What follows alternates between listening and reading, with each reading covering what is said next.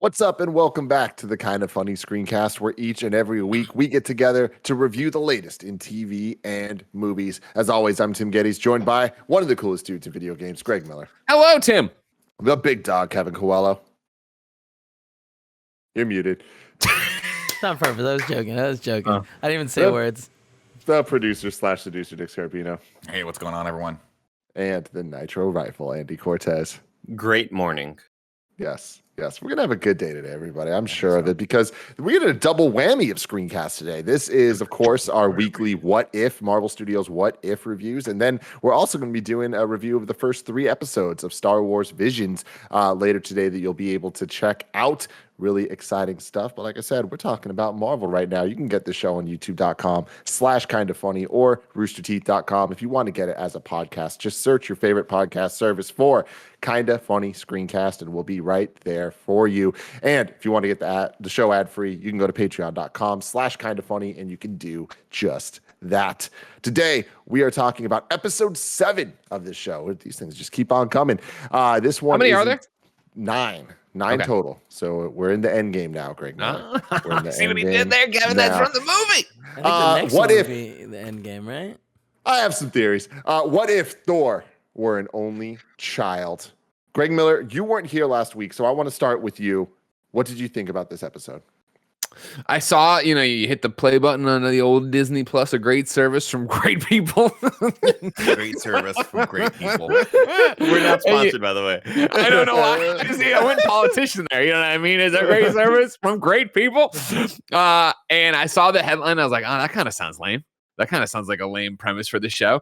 And by the end of it, I was like, this is my least favorite What If episode. I don't think it's terrible. Don't get me wrong. But I feel like we've had so many great episodes before this that were like, hey, we are grounded in the MCU, and here's like this splintery thing. And then we'd have those moments where it's like, oh, it looked really cartoony there, but it is a cartoon, so that makes sense. This thing felt like an entire cartoon, which I don't hate, but just felt goofy and didn't feel like the caliber of the episodes we've had before. I laughed multiple times through it. I enjoyed the goofiness of it, but it was a goofy one shot that I was like, all right, I don't really need this, right? I just thought it was too over the top cartoony in a lot of the antics and stuff. Nick Scarpino. I put this in the dumb fun category. I'm like, I don't mind it. I had a good time. I laughed like Greg did, but I don't think this was the strongest episode by far. If you're gonna tell me there's a whole episode about Thor and it's kind of got the vibe of, you got Quark, you got the vibe of Ragnarok a little bit, but it's also like he's a frat boy. I'm in and I'll watch it, and I had a good time like with it, but I don't think it was the strongest episode they've done by far.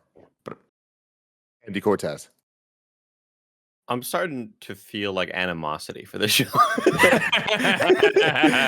didn't love last week's episode, and this week just felt like a gigantic waste of time. And I'll disagree with Nick on the Ragnarok stuff. Like, I feel like it could have felt like that. And for the most part, I just found myself not really enjoying myself, except for the fact that Kat Dennings finally felt like she belonged. Because throughout any of the other movies she's been in, she always seems like the most kind of cartoony with her line delivery. And it always felt like, man, it feels like she's acting in an animated show with the way she delivers her lines. Or at least it feels like she's acting on Two Broke Girls or whatever. And in this one, it fit perfectly. So shout out to that. But for the most part, yeah, I found myself just not caring about this. And then they hit you at the end with that stinger moment. And it's like, okay, I don't know what the fuck's going on. I don't really care at this point. And I'm looking forward to the show to end. I'll be honest with you guys. I'll be honest with you. Damn. Evan Coelho. I'm right there with Andy. I feel like this was a bad episode. It had funny moments, but I think overall though it's like absolutely absurd, and it like totally jumps the shark with Frigga coming home and they clean up the world, and it's just like it's dumb. And I like these aren't any like the MCU has a lot of realistic stuff, and I think that's one of the things that makes it good, along with it like being built like they've built out the universe so well, and this is totally like trampling on that, where it's just like hey, this is a fun, dumb idea where none of the characters act the way they should. And I am really over this show. Loki was kind of not great. I don't know. I didn't like his whole like brother like that shit. Like I don't know also, what like, y'all are doing right here. Like the Frost Giants still hated like Odin and all them. Like why would they Different not hate? universe. Like Yeah, why but would now they? that he's a party prince, I mean, that no one's- the no one's parties talking- had brought the. You're talking about Thor or Thor, not Odin. You know what I Bridge the mean? gap. Yeah, Like, but when he's the one on the There's front no lines bridge to the partying, Kevin, you know what I mean? all right. Mhm. Yeah, I mean that's the Exactly. hand wavy Listen. shit that I just can't get past. Where it's like Listen, I'm not. Kevin, Don't get me wrong. listen, I'm just. When just- you're- I think that's why I thought this is a very weak concept for a what if. You know what I mean? And that like they make all these illogical leaps from it. mhm. Listen, Also- Andy and I will tell you right now, when you're Mhm. two really cool dudes, you put your differences aside when the partying has to be done. Well, it's head, baby. Let's go. You just rock Also, out. they totally like that. Also, him being an only child means there's no Hela, right?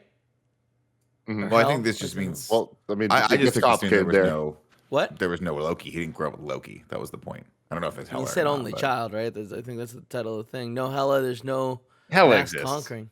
All right, I guess we're making our own canon then. I feel like I you're mean, taking all these episodes way too literally, Kevin. These are just kind of like they are supposed to be one-off, just Yeah, what if scenarios. I've just And you're haven't had taking fun. them personally. I haven't had fun with any of them. He's I personally feel like offended. I there's understand it. better stories that they can put together, and so many of them feel half-assed. And I'm just really overwatching this. I do want to just jump in before Tim says something. Like I have to some degree enjoyed a lot of the episodes, right? But this was one where I said to myself, "What if this season was one less episode, and this is the one that we cut out?" Because I don't know, it just felt weird. Yeah, I continue to enjoy watching the show a lot because I enjoy what the show actually is, which is kind of, I think it's very well crafted as opposed to what Kevin's saying of kind of taking a bunch of characters from different movies, putting them together and getting us a little bit more of seeing Rumlow interact with characters that he never would, like a lot of the spacefaring people. And I think that it's cool seeing the ramifications. I agree with everybody. This is probably at this point my least favorite episode. And I do think that it's a trend that I've said that a couple times now. So I think that there are a handful of episodes so far of the 7 that I would put in like a bottom tier. And like, that's not a traditional MCU type of thing. Normally for these shows, there's like 1 or 2 episodes that I think are weaker, but this one, there are definitely a handful. But even the weaker ones, I enjoy every single one. I think that this one it airs more on the silly side than I would have personally liked for what I'm looking for these type of things. I like it when comedy in the MCU is kind of the little cherry on top, not when it's the actual meal itself. But with that, I think that it was fun. I liked seeing the different performances of like Chris Hemsworth and Tom Hiddleston, like playing the characters that we know differently and them committing to that, the visions of those characters and the versions of those characters. I like all the like references that we get and the fun that they can have of even just having Darcy marry Howard the Duck. Like she's credited in the end as Darcy the Duck, which I love. Yeah, that's funny. And just like dumb jokes throughout the whole thing of like Rumlow being like, oh, I never get to shoot the nukes. Like shit like that is just, it's funny. And like, it is a cartoon. And it is kind of a completely different universe that is not in line at all with our MCU, but it's not. It's a different universe. And I think it can be easy to get caught up in the, well, why is Jane Foster acting this way? Because theoretically, every single thing lining up to the moment where Thor comes to Earth, it should be the same moment because we see that in Thor 1. Mm-hmm. Why is she now acting like a complete fucking buffoon when she meets Pretty Thor as opposed to what happened? But it's like, I don't think it's hand wavy to say that the reason is because Thor's the one thing of Thor not having the brother of Loki affects the universe in the butterfly effect type of way, where even though it seems similar to have our Jane Foster in that situation, she did have a completely different past to lead up to that moment. So I think they've been really consistent with this stuff. And I think that when it comes to the Watcher shit, the theory that I was talking about earlier, it's like my theory now is the final 2 episodes we're in the finale essentially, and it's going to be like a 2-parter. And I think that next episode is going to be dealing with this Ultron in some way, shape, or form. And then the last episode is going to be people getting together to deal with the Ultron. And the reason I think that is this ending, again, 7 episodes in, the format of each episode has been slightly different, which I appreciate. And I like this one ending with the Watcher kind of being like, yep, and that's just another story. It's like, oh shit, wait, this is bad. This is not how I expected it to go. And I like that that's kind of a change from what we've seen from him in the last couple episodes. Andy Cortez. I want to give out an award to Chris Hemsworth. Greg, can you ready the song? Do you want like an actual do you want an award song, or do you want like he's getting up to go get the award? He's getting up to go get the award. Yeah. And now the award for the best voice actor from the MCU in a cartoon, Chris Hemsworth. Great job, Chris Hemsworth. I think you did the best job. I think you were the best one out of anybody who's been in the MCU to be in a cartoon. 100%. I think your voice acting translated super well, and you went extra cartoony with it because everybody has to in this series. And it made the most sense, and it worked. So great job, Chris Hemsworth. I am shocked that it was Natalie Portman. This was the first episode. No way. That I didn't watch I the didn't know intro bit. Or I watched the intro, but I wasn't paying attention. I was on my phone, so I didn't see the cast. And I've been trying to tell myself to do that going into the episodes because I don't like being spoiled on like what characters are in it.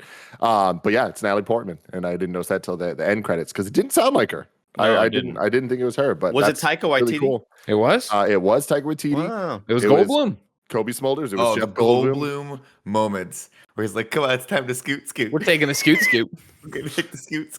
Fucking great. And also like the dumb Tim nerd shit of like when he's DJing, he's playing the Ragnarok theme, but it's like a fucking like Euro dance version. And I'm like, you're so fucking good. Like that's why I appreciate this. Like this show is being made by people that really care about like the dumb little things in the MCU that they're able to kind of like really have fun with unique pairings and like weird shit that we'd never get anywhere else. I'm just a sucker also for any episode of anything where every character comes together to party and everyone's friendly.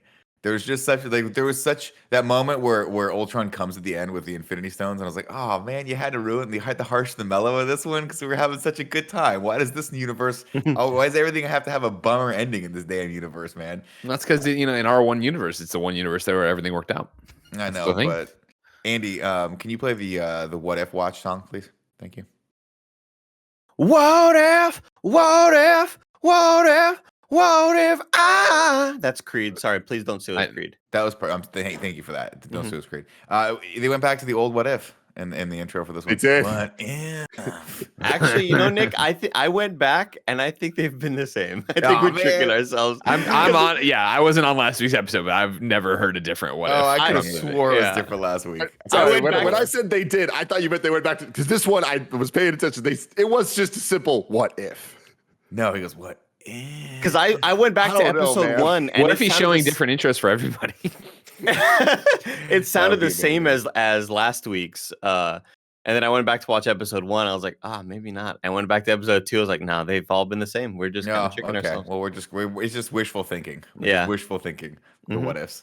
So this episode continues the trend for me of even when they're like my less favorite ones where it airs too much on comedy, like the zombie one being another example. I love that a big centerpiece of the episode is a huge fight scene between characters that I've always wanted to see. Yeah, we've never fight seen together.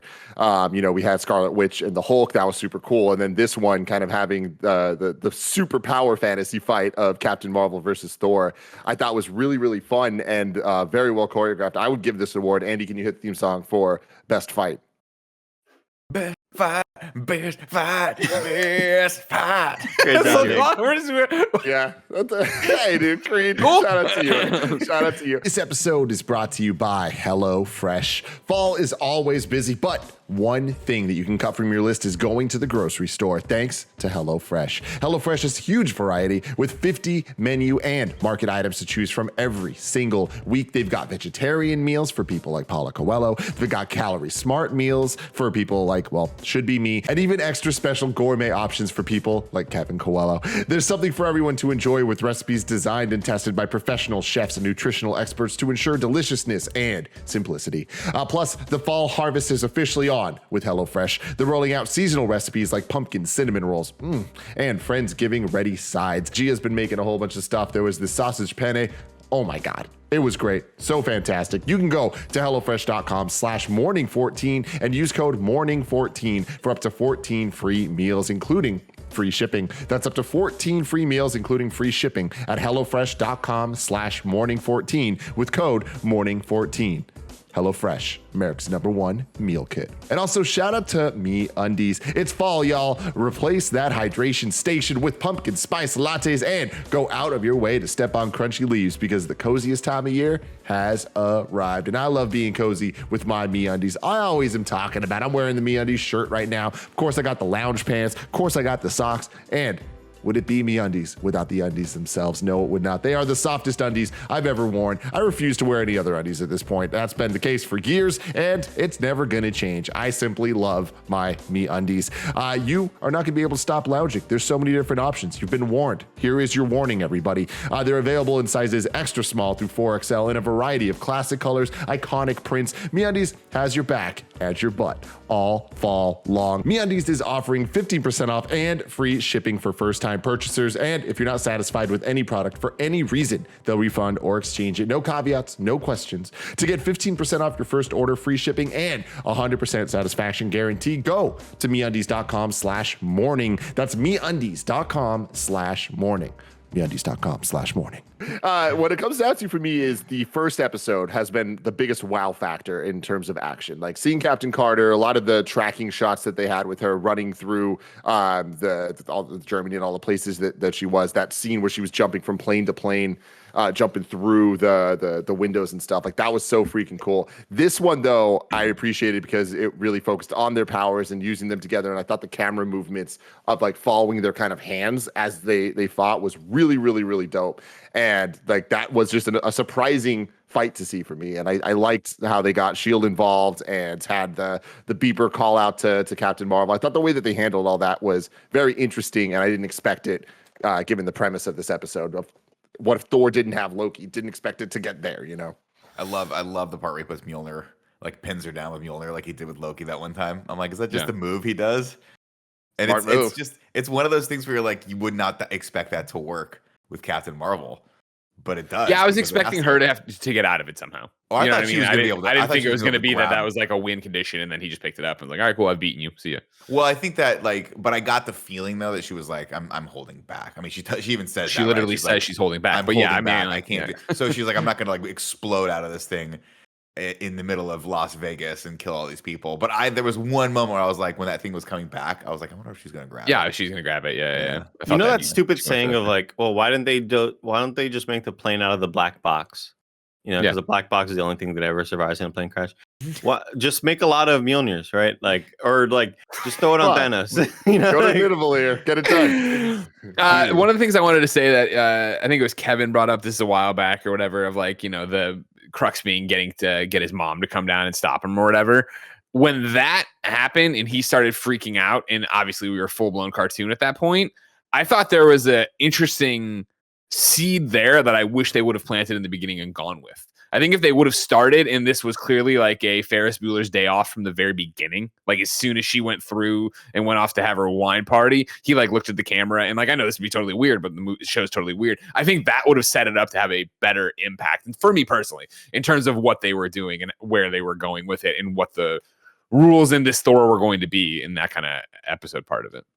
But again, like we're calling out. We keep saying we've laughed. Like the joke that got me was the one where you know, Thor's yelling at Captain Marvel for the first time, right? And he's like, "There's a word on Earth for women like you, party poopers." I was just fucking chanting it later. Yeah, exactly. The line I got is "Oh no, your weird rocks have all fallen over." Yeah. Like when she saves it, she's like, "Nobody knows what they are." It doesn't matter. What did Korg yell? Ball cannons when he's running towards the pool to go jump in the pool. Oh, is that what he said? Yeah, when he did the cannonball. Oh, that's funny. So I might also be a sucker for this episode because it reminds me a lot of, I think it was, Kevin, you'll help me out here. It was Hitchhiker's Guide to the Galaxy that had the never-ending party, right? Did you ever read that series? I never read the series, but I'm a big fan of the book. The first movie. I think in one of the books, and it's been years since I read it, but I'm pretty sure there's just a party that never ends. It's just a floating party that never ends, and it destroys people's lives. And that was the kind of like the concept behind this, right? Because he was supposed to he was going to party so hard it was going to destroy the Earth, right? No, I think it was implied that Ultron destroys the Earth, right? At the end, Ultron comes. Oh, I don't know. They keep making mention of that star that he had. Yeah, destroyed. the asteroid. But I think that had anything to do with Ultron. Yeah, I thought he just partied so hard that they eventually blew up the meteor. I think it's they come to places and end up trashing them because they party so hard. Yeah. And like the asteroid was already going to explode or whatever, like they were talking about. But. Yeah, it's like any of them 80s bands in the hotels, Greg. You know what I mean? Like totally. And Phil Collins out there writing sad songs, Phil Collins shit is the in one. the bed, throwing TVs out the windows, shit at the walls. Phil Collins couldn't get a TV out the window if he tried. I don't know. I felt like it was set up for whatever the ending is, the Ultron, which I didn't think was like earned. That just seems like a little. It was definitely not earned, and it came out of left field. But the fact that Ultron's face opens up and its vision behind it, it's like I don't know what it is about how the MCU sets this up, but every time I see the colors of the Infinity Stones, my heart skips a beat for a second. I get super tense. I don't know if you guys shouldn't be all together. Those shouldn't be together. It's in one scary. place. You're like, oh no. I want to go around the panel real quick. If this Ultron does come back, do we see Vision's stone get ripped out of his head one more time? Greg Miller. No. Kevin. I don't think so. Nick. No. Well, you're talking about this. If the Ultron we're seeing here from this episode is the main baddie from the last two. No, because I think he's already got the stone, and that's the center stone of the of his whole movement. Yeah, that's why we're asking if it would get ripped out. If you I don't think it's gonna get ripped out. I'm gonna say yes, just to be different. Wow. I appreciate that. I hope so Tim, you think we're going to get to that? That's what's going to happen here. I think obviously we're building to something, because I think as we've watched obviously every week and we comment on it usually, like, the Watcher is getting more and more visible, like becoming a real person, like rather than being a ghostly outline. So you assume that's building to something of, I don't know, somebody punching through reality and be able to grab him or something to that effect, or him having to get involved. But yeah, I wonder if it's going to be this payoff to what you're talking about. Because I remember earlier, right? The rumors were that Captain Carter was going to be involved in multiple episodes and stuff like that. There's a trailer that has a bunch of them together. So it's like, we're going to see that unless there's just a lot of footage that they animated that they're just not going to use, which I don't think is the case. Like every other shot in the trailer we've seen so far. So they've been known to do that for the trailers, MCU. Like there's I know, but not with animation. Shots. Well, yeah, but not on this scale ever. There's been a couple shots here and there that have been altered and not in the movie. Big shots that weren't used. There's like 45 seconds of footage. Like it's going to happen, guys. I 100% can confirm. I will quit my job if we do not see these characters together in the next 2 episodes. Don't do that, man. I'll do it. Then you guys will be all alone. Blessing did ask yesterday to be promoted to co-founder. So if you quit, that's what happens. But you still have to co-found somebody.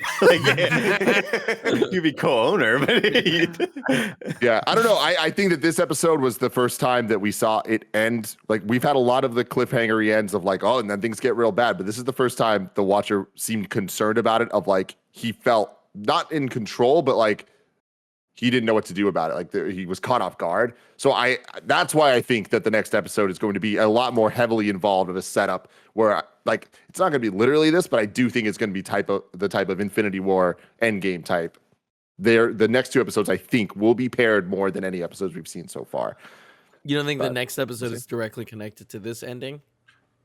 I think that this ending is kind of teeing up a story. To me, my read on this is this cliffhanger ending is akin to Thanos' appearance at the end of Avengers 1, and then the next 2 episodes are going to be more of an Infinity War Endgame to wrap up this season. That'd be cool. I really hope. I don't think this is going to happen, but like I would really like if next week's episode is Ultron, like becoming like the Vision, getting the Vision's body, becoming Ultron, like succeeding in his goal, and then somehow the end of the episode is where like he teleports to this universe to start doing stuff. So then honestly, I wouldn't be surprised if something like that happens. And then I bet that the next episode is going to involve the Watcher being like, I gotta fucking get a team together to deal with this shit. But we'll have to see. 1 week. Let us know in the comments below what you thought about this episode, what theories you have, how crazy I am, and if you want me to quit. All of that is appropriate conversation here. Kind of funny. It's not that anybody wants you to quit now. You've made this decree. You know what I mean? If they don't show up in Unify in the next 2 episodes. I'm so over this. I love you guys. Bye.